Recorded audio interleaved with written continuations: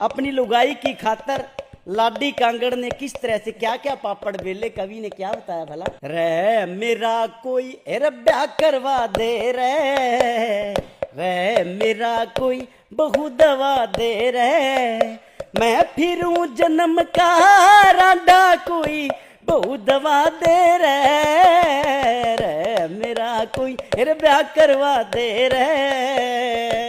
रामपुर में पाली लग गया मैं चराई लंडी खुंडी, डांगर बढ़ गया मारने आवे गाल सुनावे बूंडी बूंडी, धक्के खा खा घर बैठ गया बहु मिली ना लंगड़ी लुंजी। अरे मेरा कोई सूत बैठा दे रे मेरा कोई चक्कर चला दे रे, मैं फिरूं जन्म का रांडा कोई बहु दवा दे रे मेरा कोई ब्याह करवा दे रे मन्ना कोई बहु दवा दे रे। मर गया बेटे मेरा जुगाड़ कर